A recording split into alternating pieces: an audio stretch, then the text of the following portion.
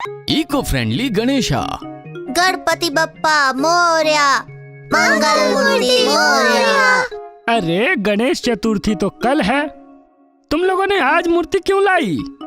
अरे चंचलानी अंकल, गणेश चतुर्थी तो कल है, लेकिन कल सुबह जाते ये शाडू मिट्टी की मूर्ति नहीं मिलती, इसीलिए आज ही जाकर हम मूर्ति ले आए।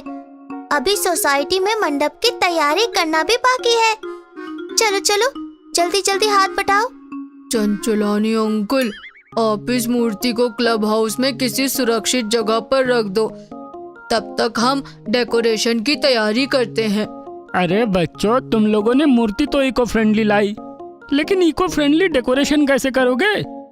इसीलिए तो हमने सुखविंदर अंकल को बुलाया है।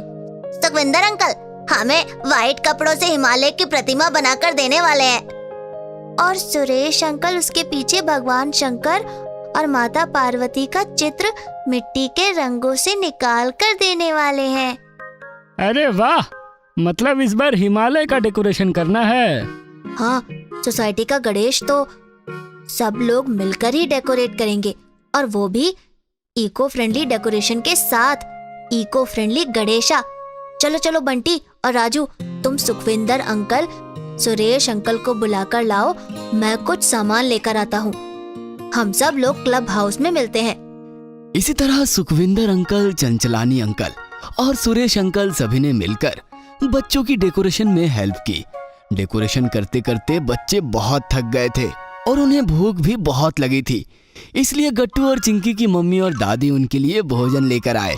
उन्हें आता हुआ देखकर सारे बड़े लोग अपने अपने घर खाना खाने चले गए। चलो बच्चों, जल्दी से कुछ खा लो, बहुत थक गए होंगे ना तुम लोग। हाँ मम्मी, बहुत भूख लगी है।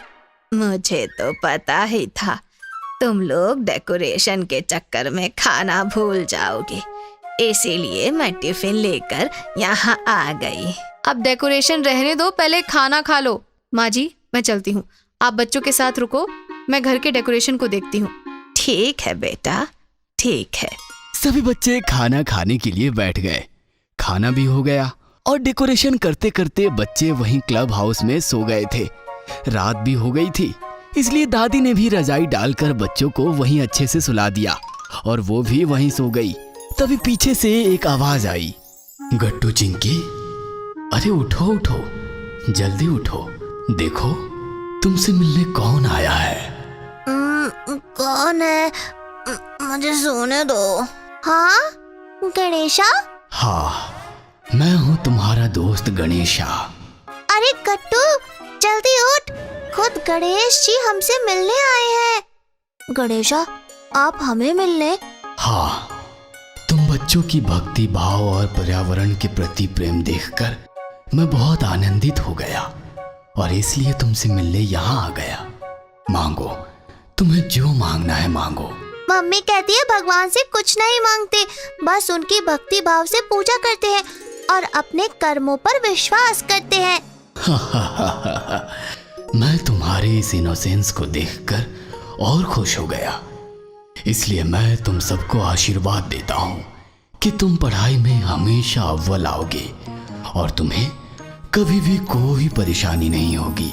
ऐसा कहते ही भगवान गणेश जी वहां से गायब हो गए और गट्टू और चिंकी को अपने आप पर विश्वास ही नहीं हो रहा था, इसलिए बार बार अपनी आंखों को पोंछते हुए वो एक दूसरे को पूछने लगे, क्या तुझे भी वही दिखा जो मुझे दिखा? तुम्हें भी गणेश जी दिखाई दिए?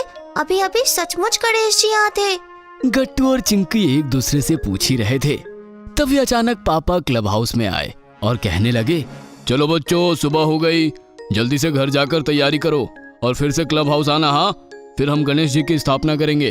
दादी जी, आपको पता है यहाँ अभी गणेश जी आए थे और उन्होंने हमें आशीर्वाद भी दिया। कुछ भी क्या बोल रहे हो? गट्टू चिंकी, गणेश जी तो मूर्ति में होते हैं, वो सचमुच में कैसे आ सकते हैं? अरे हाँ, गणेश जी सचमुच में नहीं आ सकते। गट्टू और चिंकी के बातों पर किसी ने भी विश्वास नहीं किया। सभी लोग तैयारी करने के लिए अपने अपने घर चले गए। तब तक सभी बड़े लोगों ने मिलकर बचा कुचा डेकोरेशन पूरा कर लिया। सारे लाइट्स लगा दिए गए। सारे लोग स्थापना के लिए तैयार होकर आ गए। अब बारी थी आरती की। ओम जय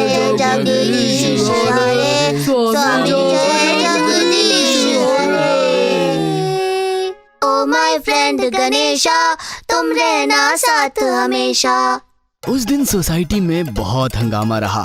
बैंड बाजा पर गट्टू चिंकी और उसके सारे दोस्त बहुत नाचे।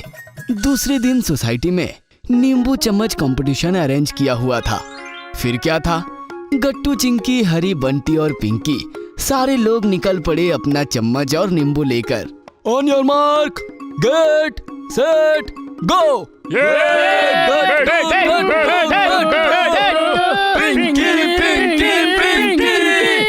कभी गट्टू आगे रहता था तो कभी पिंकी, कभी गट्टू कभी पिंकी। ऐसा करते करते आखिरकार पिंकी ने ये रेस जीत ली। याहू, मैं जीत गई। चलो अब सारे बड़े लोग लाइन में लग जाओ। अरे बाबा, हम थोड़ी ना खेलेंगे। चलो शुरू हो जाओ। शर्मा अंकल जल्दी आगे आ जाओ। सुरेश अंकल, सुखविंदर अंकल, पापा आओ ना जल्दी। अरे हाँ बच्चों, रुको, आ रहे हैं।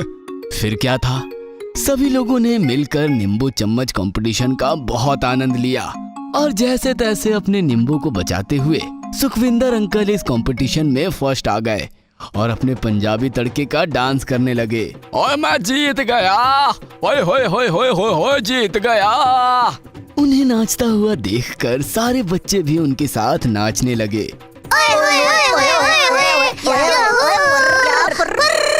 दूसरे दिन पोटैटो रेस थी। आज तो देखना, आज तो मैं ही जीतूंगा। बंटी ध्यान रहे, हम लड़कियां कम हैं, लेकिन कल भी लड़की ही जीती है और पूरे 10 दिन के गेम्स में लड़कियां ही जीतेंगी।